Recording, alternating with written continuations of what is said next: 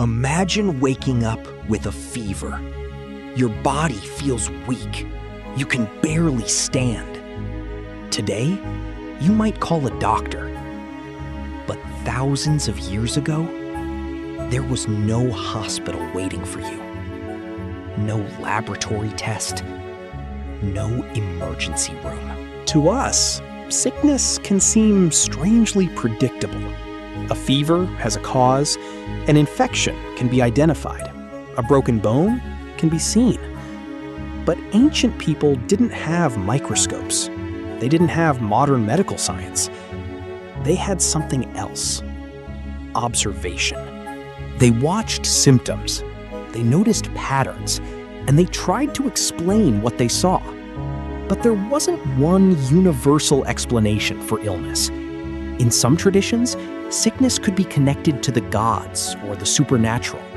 In others, people looked for physical causes. And sometimes, both ideas existed side by side. So, if you became sick, who would you actually call? The answer depended on the society. There could be healers, priests, midwives, surgeons, and other specialists. Some knowledge was taught, some was written down, and some was simply passed from one generation to the next. Ancient medicine was surprisingly diverse. People used plants, honey, oils, diet, water, bandages, and sometimes surgical procedures. Some remedies came from generations of observation. Others came from beliefs that we now know were mistaken. Ancient medicine was a mixture of experience, tradition, experimentation, and belief. And here's the surprising part. Not every ancient treatment was nonsense. Some practices had real practical value. Cleaning wounds could help. Certain plants contained substances that affected the body. Rest, nutrition, hydration, and careful observation mattered too. And some physicians began asking a remarkable question. What if illness had a natural cause? But ancient medicine had a serious limitation. Doctors didn't know what they didn't know. A treatment could be based on a mistaken explanation.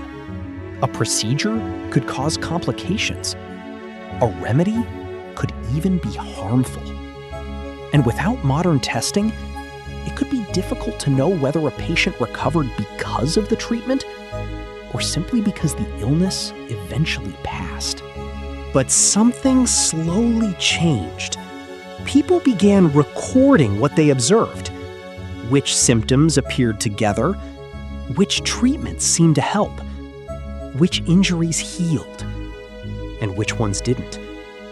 Medicine began moving slowly, from explanation toward observation.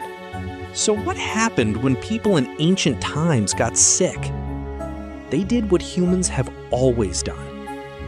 They observed. They guessed. They experimented. They made mistakes. And they learned. Centuries later, medicine would gain microscopes. Anatomy would become more precise.